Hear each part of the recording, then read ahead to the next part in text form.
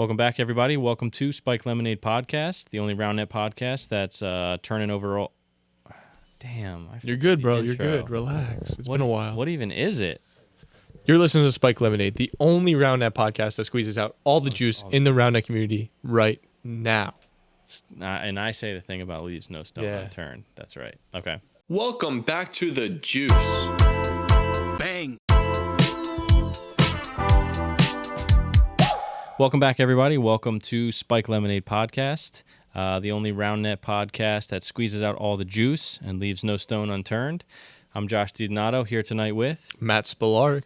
It's been some time. A little too long. Yeah, agreed. We're here. We have a couple of questions we're going to go through tonight, a couple of hot topics to talk about. Want to discuss Worlds a little bit, recap, championship, some drama, your questions, where we've been, and where we're going. How's that sound? Sounds great. It's good to be back, I will say. It feels good having the headphones on in front of the mic, just talking-ish. Agreed. I was talking to somebody about it recently. They were like, why don't you do the podcast much anymore? And I was like, we're actually going to run it back soon and get it rolling. And I was like, after I leave doing a podcast, I have like a natural high. I'm like, that was sick. It's great. It's fun. just always it's a good night. Yeah. I will say I've been getting questions everywhere. Well, every tournament I've been to, it's just been, where's the pod? And it's gotten annoying. So yeah, about damn time. Yeah, right. True that. Well, listen, we're back here. We're going to try and give you guys a banger right out of the gate. We have some fun hot takes. We have a little bit of juice to squeeze. And let's just get right into it. What do you want to start with here? Sort of the where we've been? We've been. Why the heck have we not been on the mic? Why haven't we been posting and all that jazz? Well, this is interesting because we talk to each other and we know from trying to set things up in life and spike ball, we kind of already know, but from your vantage point, why do you feel like we haven't really recorded much? I feel like life hit. Both of us. The season came, right? And when we started playing spike ball more, we had less time to do the pod. Then we both had weddings to plan. Still have weddings to plan. Yep. But the spike ball season's dying down a little bit right now. I think that's the best way to put it. Yeah. Time, dude. Time's tough. Time is tough. We kind of decided when we were going to concentrate on the season that we were going to do that solely and then kind of pod as we could. And then, we ran into conflicts of time and commitments and other things, weddings to attend. I'm getting married in a month and a half here. Matt is currently planning and getting things ready to plan his wedding as well. Our pal Gabe got married this summer, so that was a weekend we were there. A lot of shit going on, but basically, we just were busy. Yeah. And for me personally, I can say that I just was not in love with the vibe in the community and the tournaments this year.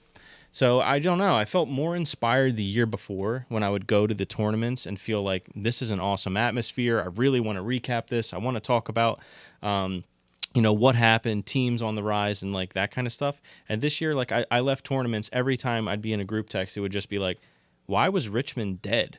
Why was there no energy? Why was there no why did it feel like we regressed as a sport in terms of feeling like an actual sport or the hype or the buzz around a team like we had with Rogue the year before? We had a little bit of that this year with, let's say, a Numb and then coming out. But even then, no one really was going nuts about them. And I guess they're a little bit of a villain role, so they weren't really cheered for much. But I don't know. Basically, that was what it was for me. It was just I wasn't in love with the game as much this year, and so when you circle back on the pod, last time we were here doing a good one in recap form, it really was ASL. Mm-hmm. And that was the last tournament that had that hype, that big buzz that I can remember from this season. And I didn't go to as many tournaments as you did this year, but I was at 2 majors and a challenger. And it just was I was ready to leave before the finals at all 3 of the tournaments that I went to. So I don't know. Could you speak to any of that? Does any of that resonate with you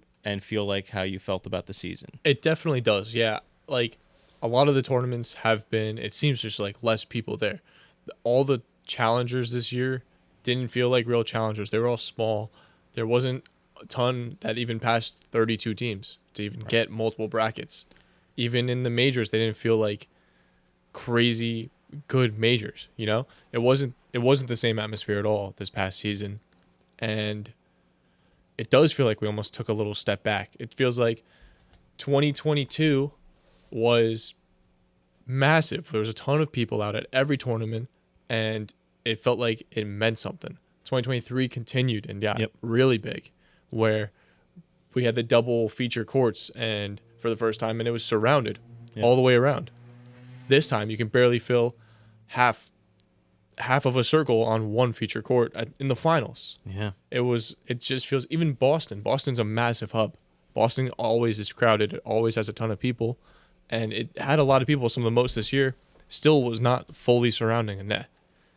And it's just weird? It's weird. It's weird to me. It definitely is. And the sheer amount of tournaments that they held, I think that's what dialed it down.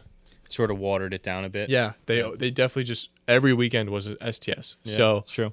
If you played 4 weekends in a row, you didn't want to play a fifth. Or if you played in this town or city, then there was a city across the country playing in another tournament. And it's just they gotta limit it. They gotta limit it, and I think we saw that this season. Hopefully they change that. Hopefully they come up with some different ideas that help that. But yeah, they got to do something different with the tournament style. Yeah, something tells me that that's a main focus for next year. It is, how can we make the game more viewer friendly, and how can we raise the overall awareness of the game and the sport in a more competitive format. So, just to button that all up, you'd say, well, where's the pod going a little bit? We're going to bring you guys 2 episodes a month, try and go on a little bit more of a sustainable route. 2 episodes a month, so every other Thursday. And we're going to be back to trying to pull in some guests and do our thing on the road and stuff. I mean, we're pretty much at the off season now. But as we can, talk about some potential pairings for next season with big players and do like all that fun stuff like we did in the off season last year. Because I'm excited and hopeful for 2025. And I feel like the game, even just with like what little I know about what's to come, whether it be new equipment, new ball, some new rules implemented, because we know some of that stuff is coming, I think it's going to give us the change we need to at least bring the game back to where it was or where it could be, or step in the right direction. It is funny. It seems like this year, too, it's been all the talk about changing the game, where you haven't heard that the past 2 years. Right. And the game hasn't changed at all. I feel like the skill level isn't really getting too much better, right? It's kind of at a plateau a little bit. But I don't know. I'm in a tough spot with it because I enjoy watching the game, but I think I only enjoy it because I know the game. Right. Like, mom or dad's not going to enjoy watching it because they have no idea what the heck is going on. But I definitely see the point of trying to make it more viewer friendly to just the average Joe. Yeah. And I think that is the spot. That's the route that we have to take. And I love that the entire community is on this wave of trying new equipment, trying new ideas, trying new rules, and trying to really figure this out. I think the rally ball is the biggest thing. Like, everybody's saying bigger ball, bigger ball. What do you think about the bigger ball? Like, have you played with one yet? Yeah, a little bit. I like it. The only problem that I have with the ball is I haven't played with one yet that has like a thick material, because I like when it, like the feel of like a pro ball right now in terms of the thickness of the ball. Right now the rally ball feels thin and kind of balloony, and it feels a little like, even when you hit it, it feels like you're a little kid smacking a balloon. Like, if they could create a prototype that has that consistency, or has like the stippled texture, and the textured end, like that would be sick. But yes, I have practiced with it. I think it will help the viewability of the game. Yeah, I don't know. I like it. I think it's decent. I think we got to try something, man, because I don't know. We went the wrong direction this season. You heard that voice crack? That was terrible. Who was that? Jake? Me, dude. It was you? Oh, I was like, yeah. No, I didn't hear it, bro. Jeez. Cut that out. We'll have to edit it. But, no, but yeah, I completely agree. What do you think? I haven't used it yet. I really want to use it. I just got one, actually. I got a rally ball, which is like the thinner, more balloony material. But I also got a ball that's the same size, and it's more textured. Really? It's more I haven't pippy. played with that. Yeah, so I want to try that out too. I'll bring that down. What is that called? Like the reverse side of a ping pong paddle with the little bumps. Why am I'm having I call a it moment. pips. Pips? I That's feel like what Spike Ball calls it. They call it pips. guys, anyone? The bumps on a ball, they call it Yeah. pips. Okay. Yeah, but Textured. I don't know. I'm losing it. the bumps, the pips. Yeah. So I want to try that out. And there's also the like 30-foot radius, like a out of bounds. They're also talking about, and I'm actually interested in seeing that too. I think that would also help out a lot. But it's just the reality of setting that up at every tournament is just impossible. Impossible. I'd rather see the no hit zone be like an area where the ball can never land. Like try that before trying like a boundary We tried that actually. We tried where no ball can land inside the serving circle. inside the serving circle. It affected one or maybe two hits of the entire day. Interesting. So subconsciously, we're all trying to Nothing. hit anyway. Yeah. It really, there was 2 times where it was just like an on ball from like a bad set where we should have lost the Gotcha. point anyway. Okay. So Good it's to know. like, Good to know. yeah, that Okay, one that didn't makes help sense. at all. That makes sense. That's fair. I mean, the bigger ball immediately helps with serve and serve receive. I would say that, and then maybe defense because it's bigger. It's going to allow you more time to read and react. What do you feel? How do you feel about one bounce? I don't like one bounce. I don't either. I feel like it's cheesy. I also think too, if we make the ball bigger, and yes, it'll make serving, it'll nerve serving, it'll buff serve receive, but we're not at the point where we have top athletes playing the sport yet. If we were to take top athletes that are D1 athletes getting drafted, like that athletic ability, and put them in the sport now, I think the sport would be insane. I think it would be just as rally and at everybody else, like that everybody's dreaming of. Because I think everybody will serve receive. I feel like serving is at the point where it's almost maxed out. I don't think serving can get much better where we're at right now. But serve receive definitely can. And athleticism definitely can. So if we were to take the athletic build of like a D1 athlete, put them into the sport with the way serving is and everything, I think that's going to be the sport. I feel like that's where the watchability is going to be through the roof. That could be a hot take. Interesting. But I truly think that that we're just not athletic enough. You think? I do think so. I don't know. I feel like it's a little bit of like someone saying, man, like pickleball is what it is. And if Roger Federer decided to play pickleball, like he would crush everyone. I don't know. I just think it's a different game. Mm-hmm. It's a different skill set based off of like reaction time. And yeah, athleticism is big, but I don't think that you could just be like an unreal athlete and grind spike ball for a year and then you're going to beat Rogue.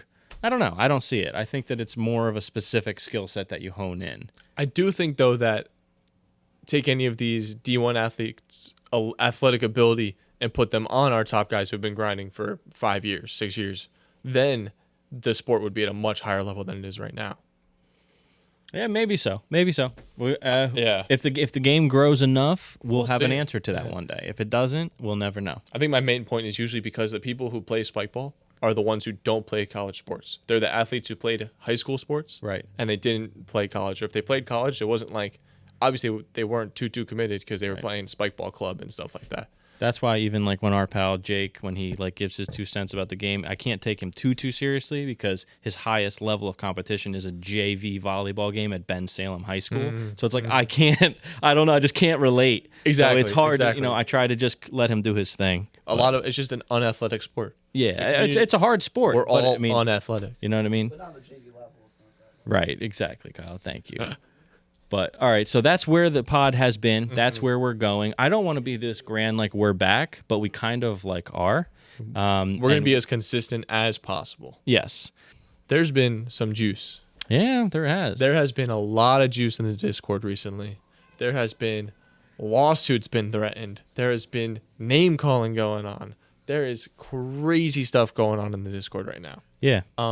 Set the stage with this, man, because the I have some thoughts on this, but I think you're a little bit more tuned into it, and I'd love for you to set the stage for everybody. All right, I'm going to start off with being completely honest that I started work recently, and it's been tough for me to follow the Discord as much. Yeah. But basically, from what my understanding is, so there's some juice. Yep.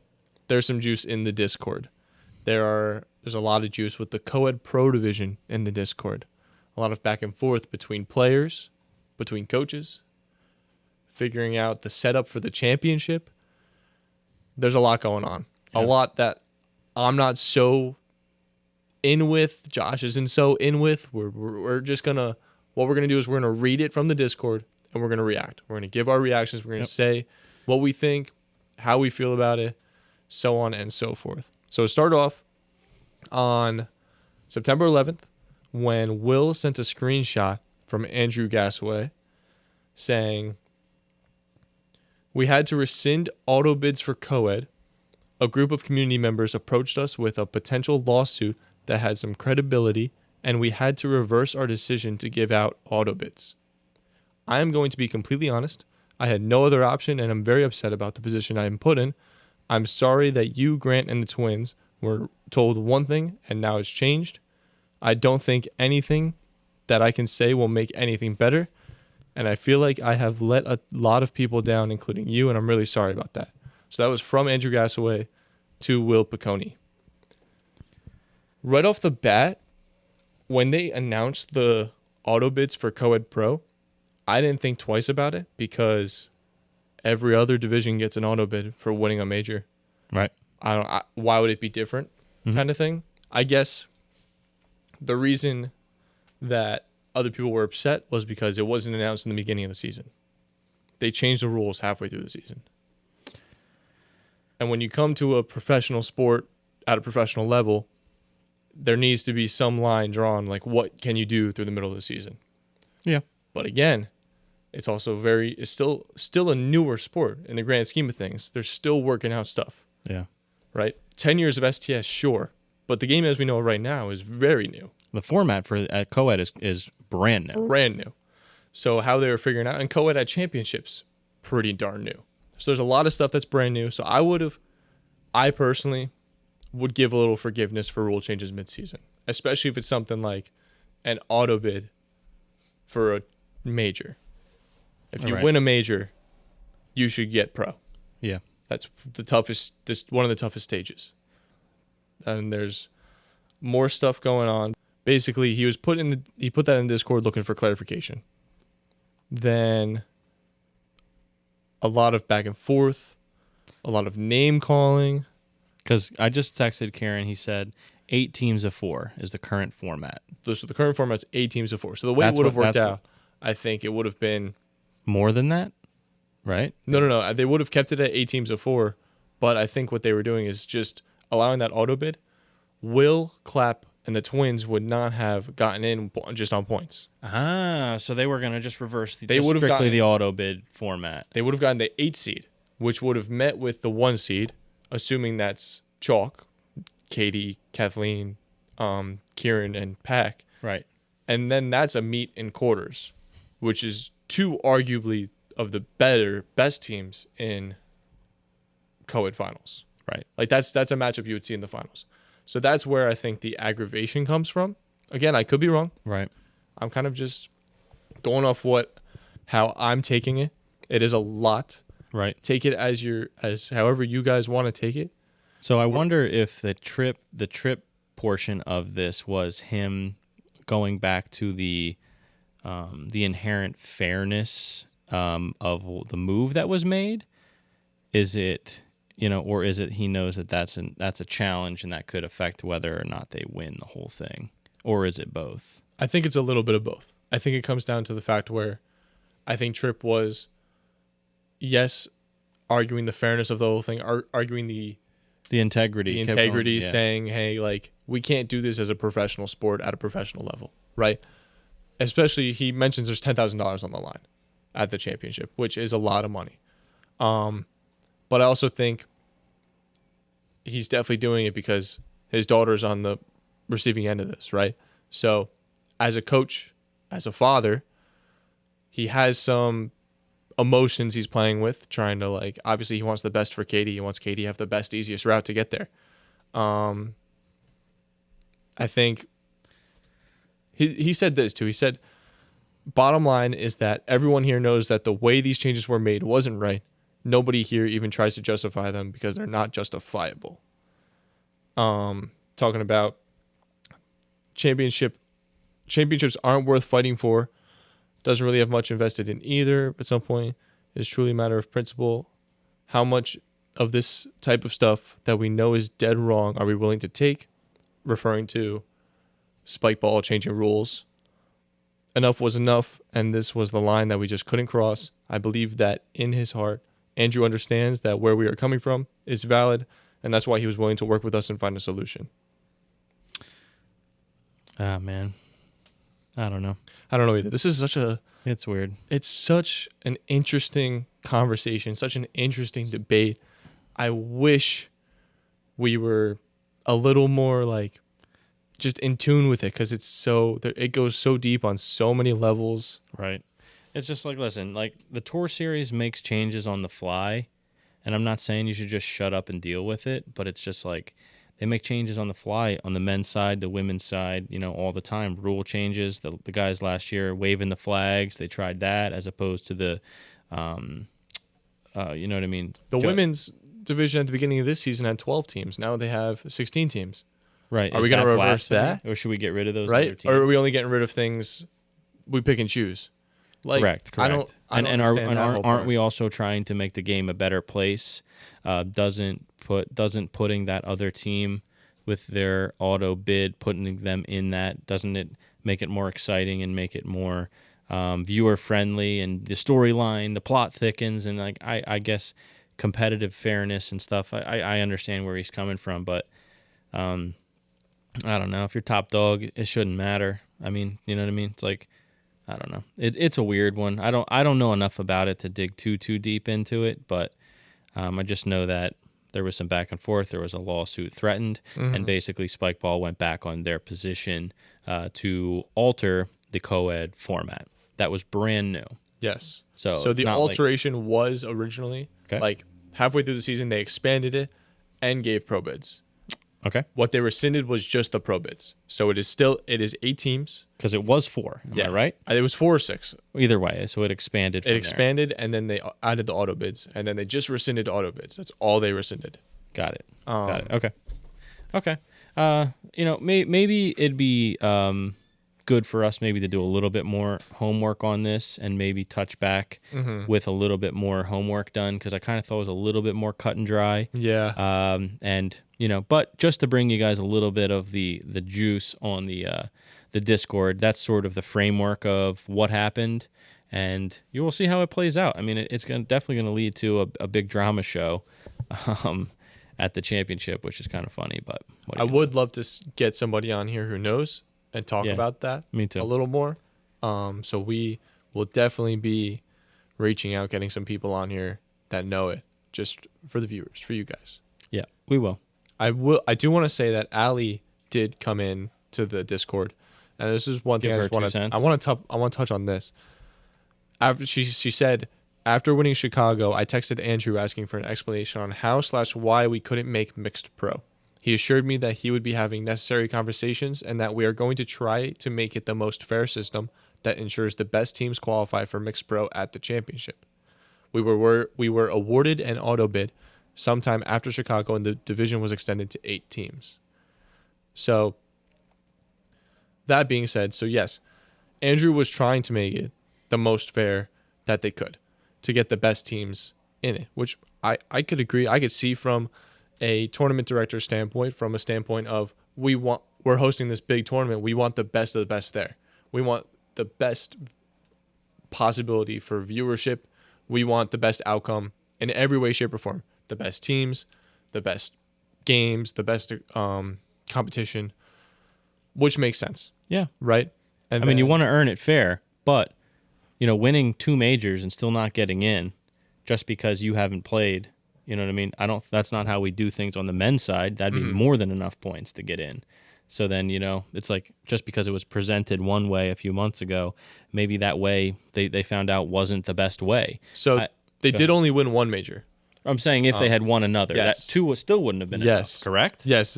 So she started with that saying, if they won the last 2 majors, they wouldn't have enough points to make the 4-team mixed pro division. Right, exactly. Which is also crazy to me. If you win 67% of the major tournaments, which is the biggest tournament, means it's a bad with the system. most points, yeah. So the point system could be interesting there. And yeah, I mean, there's so much to go into we can't go into it all. We don't No, have. let me just finish her statement Yeah. here, so it's everything that she said. She For said, sure. July 18th, I was asked by a very good team if Grant and I would like to play with them for Mixed Pro. I quickly and confidently said no, but thank you because we had an auto bid with Olivia and Will. So she was still under the impression that she was in. On Thursday morning, I found out that we wouldn't have our auto bid for the championship anymore on Discord. I texted Grant about trying to still play with someone. On Thursday night, I found out that the draft had already started and was halfway over from my kickball game. That's no text, no email, no form of notification in any way to me from Spikeball.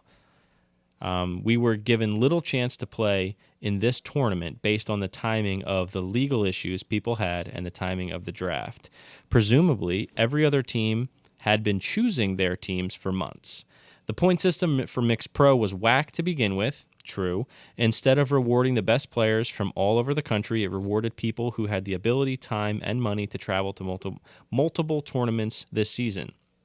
Although that's true, that's not it's not their fault, the teams that did put in all this effort to get to these spots. So there's a little bit of back and forth. Speaking as a player who do not have the ability to travel or play any tournaments at the beginning of this year, this feels incredibly wrong. Yeah, it does. If you win 3 majors, you should be in the dance. End of story. So, there's a lot to this, and I completely feel with her, especially if she was told she's in and then she denied another opportunity to play with someone that would have been in by the books, and then it was sort of reversed, and then they were on the outs. There's a stance that she can take too about competitive integrity and fairness in the game, as well. So I don't know. It just feels like Spikeball sort of didn't give us the best format and product for a co-ed division this year, and it was the first time they tried it, so I try not to judge them for it. It's Brand hard. new. It's a hard thing to do, but we have certain we don't even have to sugarcoat it. We have people in the game like Tripp who are overly sensitive at times to things that he sees as issues with integrity in people, where others feel like, well, we just want the best possible game played at all times with the best format. So who knows? There's no good answer. People's feelings got hurt. There was a lawsuit issued. It is what it is, man. I mean, it'll work itself out, and ultimately we're getting the 8-team format, right? That's what We have 8 teams, yes. And they're not in, or are they in? I don't know, because there's also this thing going on about a draft. There's a draft going on that only some people knew about. Chalked didn't know about a draft because they were locked in, but Connor and Elle made a selection for their remaining 2 teams, and the draft's been going on for a little bit now, it seems like. I don't know if it's locked in yet. There's so much going on that it's not public. I feel like there's got to be an easier way to just make this stuff public, just tell people more about it. Because we can't be the only 2 people who don't know about this stuff and everything going on. Yeah. How about this? You can't have your primary form of communication be on this public server. I agree. This forum. I agree. You know what I mean? It's like we have people spending money and going all over the country to earn points for these things, and then they're waking up and being like, oh, so I'm out, or there's a draft I didn't even know. We can't have that, man. It's just weird. It's weird stuff. There's a website, and they could easily update the website, and I don't know if they did and we're wrong, then so be it. But I don't think they're updating the website with everything that they need. And it's It's so much. It's just so much. Dude. This sport is It's freaking weird. weird. It's a weird one for sure. Jeez. Let's move on from that though, because I don't. Yeah, know my if it's getting brain any hurts. Better. It's My not getting any better. brain hurts. Yeah. What are you gonna do? Where are we headed next? We got Worlds. All right, let's talk about Worlds happened. That's a big tournament. Yep. What was your biggest surprise takeaway from Worlds? ES played with their German balls and took the freaking dub, dude. Yeah. ES, yes. All right, ES why do you say they're popped German off. balls? Because I'm they're- hearing this more and more. Germany is brewing something up with their balls over there. Gee, they make their balls in a lab. They craft it. They treat them like a baby, and then they bring them to tournaments and use them. So I've heard. Yes. I've I'm never hearing this touched too. one. I've never used one, but I've heard some whack things that they do over there with the balls. I heard that there were some American players that basically were like, I'm not signed up for this. I'm not playing unless we can shift the balls around. Did you hear that? I didn't hear that. Okay, I did. Wow. I don't want to say from who. I know that makes me look like a loser, but I can't, someone's talking me in confidence. No, I agree. I think I've heard that multiple times though, where they're practicing with these balls and like they're insane. They're like, I've heard things about where they lather them up in sunscreen and then they leave them out in the sun to dry and they become sticky. They repeat it. They boil it. They do some crazy shit. They're like witches brewing up these perfect balls to fucking. I mean, if all their balls are good, then maybe we're the ones that are tripping and we need to catch up. If you have to do that much to a ball to play with it and be good at the sport, that's crazy. Also, talk about they're good at the sport, no matter but what. What about Eisentrager, I think? What about him taking his armpit, rubbing the ball, and giving the ball back to Paul to serve? You see that at all? I didn't see the clip. I heard about this. What do you think? He had some pine tar in his pits? During Worlds, there were multiple clips of before Lucas, the taller one, he would go to serve and he'd rub his armpit, and then he'd rub the ball, and then he'd serve. Or Paul would give him the ball where he rubs his armpit then rubs the ball, and then gives the ball back to Paul. I need somebody to pause this right now and go back to the stream. Yeah. And send us a DM of this clip to the Spike Lemonade pod, because that's wild. Yeah, I could try and find it, but it's like actually crazy to think that. And then when they come onto American turf and try that, nobody's going to let them have it. I think everybody's going to be on the lookout for that. And that's going to be super funny if they do actually start looking at that and if they call them out on that at the championship. The only thing is that I don't know. This is me playing devil's advocate because I don't know. Like, some people have those sort of like, not a tick, but like have those sort routine, of, like a little routine. Like a Nadal, he pulls the shirt up way here. He gets this, maybe this guy, this is his thing, and then he's ready to go. I was actually reading today, because I'm big into the UFC. There's a fighter in the UFC where when he was younger, he suffered with an injury. Or like something happened in his throat. And he's fighting now. Every like 6 seconds, he's just going like this and touching his throat in the middle of a fist fight. So it's like he could also have that. That could just be his thing. Like he just pulls this up, and then he's ready to go. I agree with you. Could be to the point, but I think his arm was under his shirt, reaching up there, then rubbing the ball. Even he was reaching under his shirt? Even when he wasn't serving. So when his partner was serving, he would take the ball, do the armpit thing, and then give the ball back.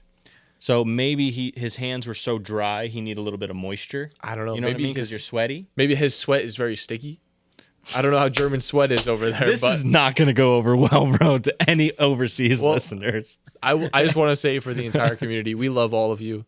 Don't backtrack. No, nothing but love for the community. But I'm just speaking out for. You're speculating. Everybody saw this. I'm interested. I want to know.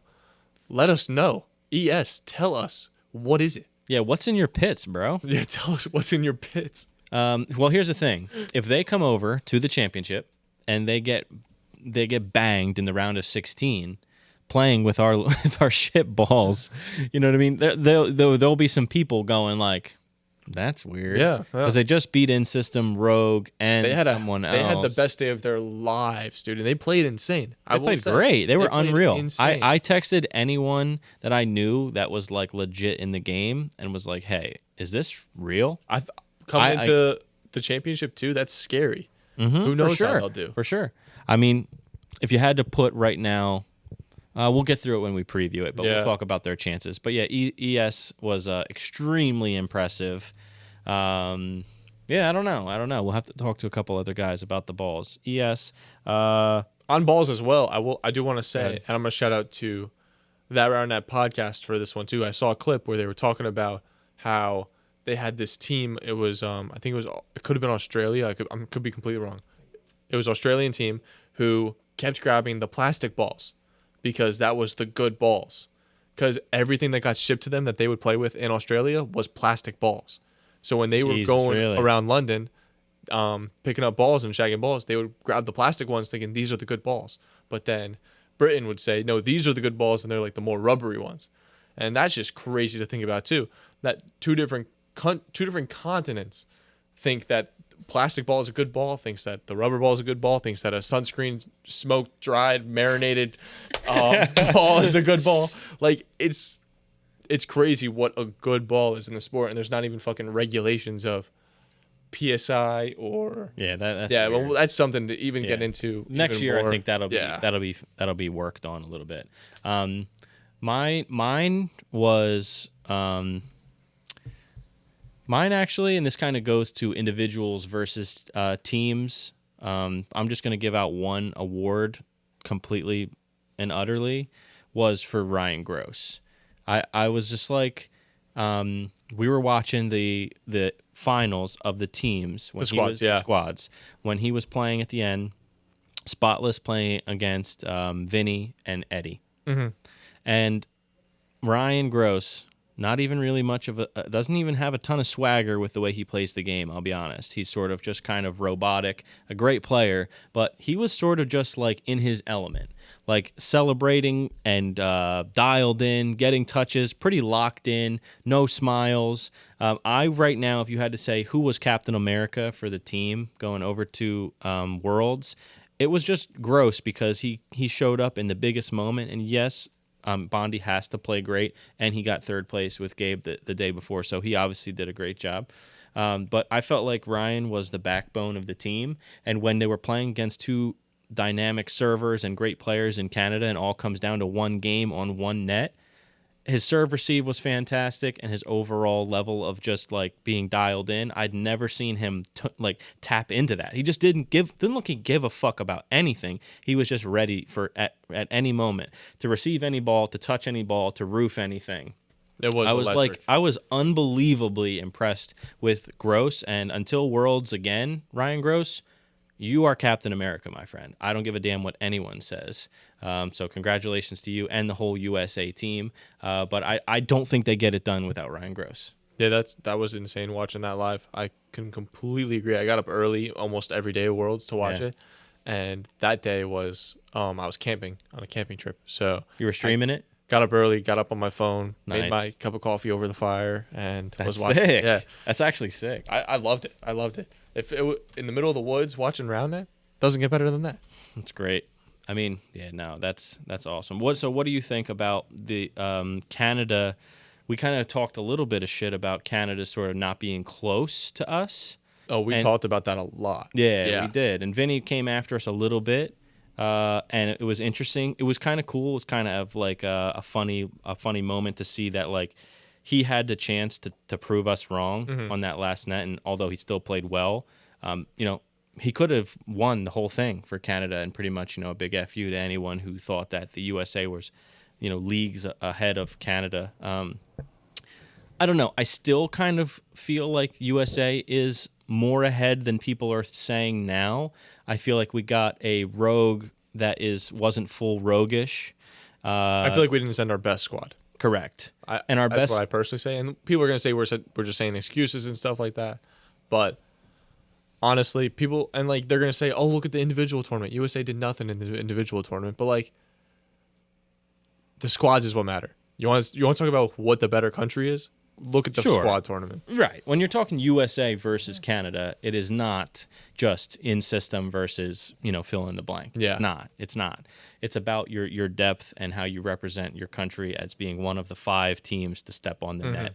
That's really, what it boils down to. And for us to not send our best team, our best squad, and still crush it, I guess we won by the skin of our teeth. But and crush it, just saying. Yeah. US is on top. And no one's catching us. I don't either. I feel like what's going to happen is the game's going to take on a whole new evolution in the next 2-3 years. And next time there is a Worlds, USA will be on the final 5 nets and will win 4 nets to 1. I think this was Canada's opportunity to beat us in the next decade, and they weren't able to do it. I agree. I think right now has been, if anything, it was a wake up call. It's like that was way too close for true. US. And the solo, and even in the solo individual tournaments, like we didn't do well. We got to step up our game. Yeah. So USA is gonna level up just 100%. From that. 100%. Canada's just gonna be right behind us every step of the way. And there's some unreal Canadians. Like we're gonna talk about the championship coming soon. In system is one of the teams I feel really good about. We'll talk more about it as we preview it. But like, there's some Canadian teams. I mean, at the beginning of the year, I picked Vinny to go all the way to the finals because I think he's got more dog in him than just about any pro level player in this game. So there's still a lot of great things to say about the Canadian men in general. Just when we go USA versus Canada, that's just where Not I gotta even draw close. the line. I gotta draw the line a little bit. But they probably think it's a bunch of bullshit because they were almost able to take us down. But I guess time will tell. We shall see. No, yeah, and Worlds was great to watch. I will say, we were talking about earlier about all the how the tournaments didn't feel like tournaments, where Worlds looked like the biggest tournament ever. I think it was. I could be wrong, but I think it was the biggest tournament ever. Yeah. And rings of people and layers of rings of people watching nets is just an unreal experience. And seeing I wish I was there. I wish I was there. What'd you think of the broadcast? I thought it was good. I thought it was great that they did all day broadcast. It was much longer than usual. I loved that. Yep. Me too. The one thing I would say is they would cut away from a game that was in 18-18 to go to a game that was in 3-4. Right. They were committed. There was something going on. So they were showing everything, which yes is awesome, but I feel like there's certain games and certain times you have to show a little better. For the most part, commentating was pretty good. Mm-hmm. They had a lot of variety of commentating too, which was awesome. Got to hear different people. And agreed. Yeah. I thought it was solid. I thought the team did a good job. I didn't think it was an easy job, but I felt that way too. I felt like a couple of moments they were so committed to giving you a variety of nets and not just okay, read the room a little bit here. It's 19-18, and we panned away from spotless when if you're watching the game and you know that this is going to come down to that. It's what are we doing here? Why are we moving this? But it's a thankless job because there's always going to be something to nitpick. Yeah. And overall, I think that they did a good. I thought it was fantastic overall. That was the first time I watched a broadcast in a while where I was like, this isn't half bad, except for the same commercials being played every 30 minutes. For 30 minutes, that was a little bit. It was tough, but I also kind of loved it. Because I was like, damn, we're ripping a world championship right now. We have people sponsoring this event. We have commercials to push things. I didn't watch it the whole time, but every time I was just like, this is pretty cool. I liked the interviews they threw back in there. That was a 2021 thing that they did for a little bit. I think they sprinkled it in 2022. I think they should do that at all the tournaments. They should do that all the time. People want to see what the hell's going on. Yeah, I don't think that's too hard of a task to do because they used to do it. I don't either. Dude, there were some awkward interviews though, bro. There were a couple ones where we were just like, there's also some language barriers and stuff like that, but yeah, it's not gonna be perfect. No, definitely not. What else was I wanted to say one more thing about Worlds. Go ahead. If I can talk about the women. Fucking remember about the women. USA on top. Doesn't fucking matter. I was like, really? No, I'm kidding. Okay, I was gonna say because USA didn't win Worlds, bro. USA women. Why am I blanking though? Who did win? You really don't know? It was I'm not gonna tell you, bro. Was it Canada? It was Canada. No, it wasn't. Was it Canada? No, it wasn't. Okay. I'm so lost. This is crazy, bro. Because I thought for sure it was Germany and Austria. Isn't that what it was? The finals? Don't tell me no one in the room knows this. Germany. Yeah, who won women's squads? Yes. USA did not win. Yes, they did. They won 100. They did well too. They swept. I'm thinking of individuals. You're fucking gaslighting me. Oh my gosh. I thought I was. Individuals. I can't believe I let them believe me or let me believe that. Jeez, I'm gonna keep part of that in just for the embarrassment of that. So on the women's side of things, USA still on top. No one's chasing us. That was 4-1 against Germany. Yep. Canada got quartered. See ya, Canada. By who? They got quartered by Germany.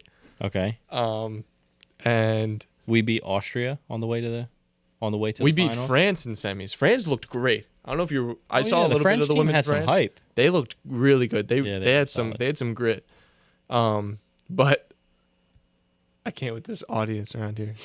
But yeah, no, it was women's overall USA on top. That's right. Yeah. Double There's USA. Nothing else really to talk about. Nope.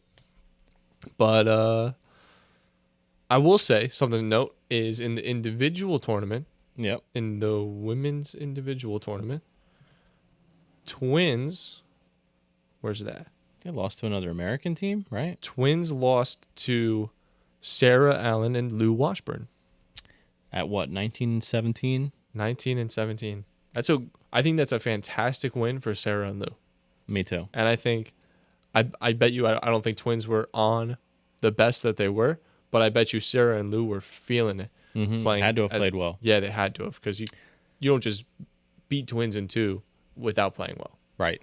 I wish I could watch that game. I don't know if that is streamed or if that was recorded at all, but props to them. They must have played out of their mind.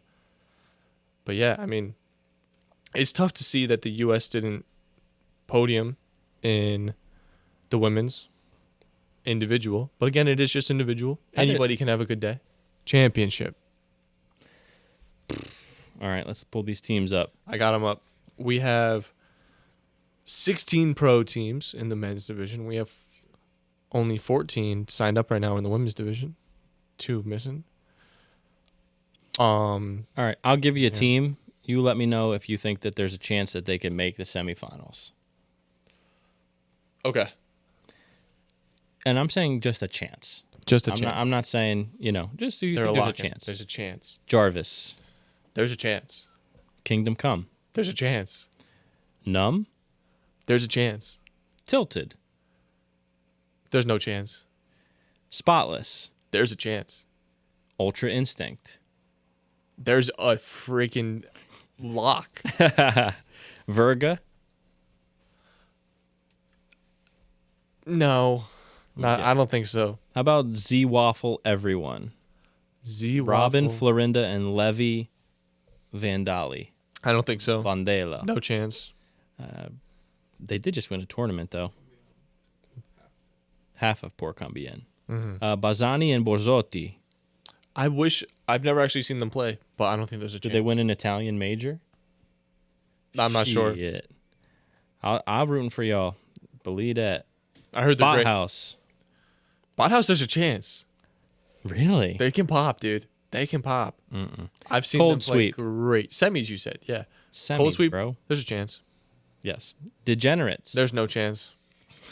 There's 0 chance. Sorry, Hoff. Sorry, T. Hoff, but we're still rooting for you, though, brother. We'll be there. I'll be rooting for you. We'll be on your net no matter what. But Damn Skippy. Wait a minute. I thought that Jack Kubal was playing with Goldfarb. I bet Jack wishes he was playing with Goldfarb. Oh, Goldfarb's? He dropped him for Hoffman? I don't think they. I'm late to the party. I didn't know he dropped him for Hoffman. That's funny. How about ES? How about ES? If they have their balls, there's a chance. True. If they have that freaking under the arm swag, a little pit sweat and a little bit of they got sunscreen marinated balls, then yeah. Yep. They They have a come chance. with them big German balls. You never know. Extra. There's a chance. After winning Salt Lake, there's a chance. Foolish, which is Sonny Goo and Lucas Pruitt. I don't think so. And In System. There's a chance. Okay.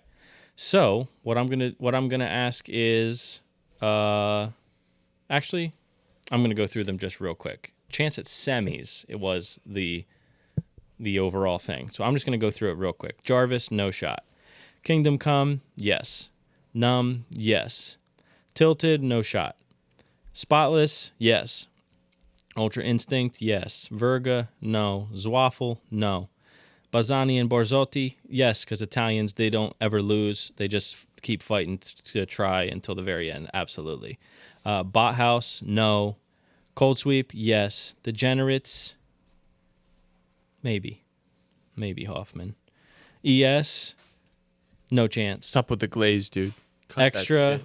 Extra, no chance. Foolish, no chance. In System, chance. And this is at semis. This isn't to get to the second round. So who would you pick right now? Who are your top 4 favorite teams to make it to the finals? I think the semis is gonna be. Yeah, who the semis? I think the semis is gonna be Ultra Instinct. There's I one. think it's gonna be In System. Yep. I think it's gonna be Numb. Ooh, okay. And I'm at a toss up between Spotless and Bothouse. What the? Yeah. Dude, Bothouse, they're high. Their ceiling is so freaking high. and they're only getting better. But I think Spotless is the 4. I'm locking in Spotless at the 4. Spotless at the But 4. I can totally see Bothouse being a dark horse and like doing super well. Yeah, absolutely. I mean, I think they could do well. I just don't think they could win the second round. That first round, though, they're going to play really well. I'd love to see it. I think it's going to be you never know. You never know. Anybody can freaking win. I'm going to go, well, why I like Numb is they're going to, with their points, if they win their pool, I think they can afford to lose one game. They will have the 1 seed overall if they win their pool. Yeah? That's big. Is it slotted bracket again? Yes. Okay. So I'm going to go Numb. I'm going to go Ultra Instinct. I'm going to go Cold Sweep. And I'm going to go In System. That's my semifinals. Okay. I'll take, I mean, it's arbitrary at that point because you don't know how the pairings go and how the bracket forms. But in the finals, I'm going to go Cold Sweep against Ultra Instinct. And then we're going to go, Ultra Instinct winning in the finals. They're going to lose the first game 21-17. Then they're going to win the second game 21-12 and the third game 21-18 in a dramatic fashion. We're going to storm the arena, the circle, roundnet. We don't have a name for it yet. The roundnet, The ring of fire, and we're going to have a lot of fun. We're going to celebrate an ultra victory. That's the plan. Me and Kyle. You and Kyle. Mm-hmm. And Jake. No, Jake will be there in spirit. He'll be hype in spirit. No, I can't wait. I've actually been waiting to rush the field, to rush into the ring with Gabe holding that trophy for a while now. Mm-hmm. So, yeah. Me too. And Yeah. even more so than just us being ride or dies for Gabe, if you had to give me a season MVP right now, and, we'll have to do our end-of-year awards show too. Mm-hmm. We came back just in time for it. That's true. That is true. I'm going with Hamilton. I feel like Hamilton's been the most dominant player all year. I agree. So, it's partial our belief in Gabe as the ultimate servy hold baller, and Hamilton just being the best player in the game right now. I will say he was like he didn't lose a tournament for a long time at the beginning of the season. Yeah. It was a long time before he lost a tournament. Yeah. Which He's a that dog. says something. He's a dog, man. But yeah, I mean, geez, dude. Bear with us, guys. This is the First one podcast. First one back. We're rusty. We'll get back into it. Yep. We definitely will. I'm not worried about that. We'll get some fire guests lined up for you guys. Yep. This is going to be a great season 3 of SLP.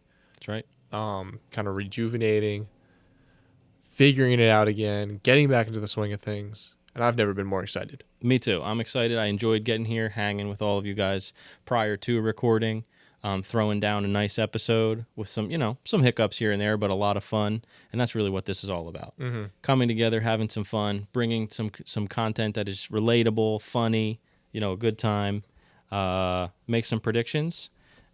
We'll get back together in 2 weeks. So we'll have this episode on Thursday the 3rd. Does that sound right? This is going to get posted on Thursday the 3rd, yes. Thursday the 3rd. And then we'll have another one 2 Thursdays from then. So that would be post-championship, right? So this would technically be the only one we're going to talk about the championship. Yes. The next one will be the 17th, it should be. Okay. Yeah.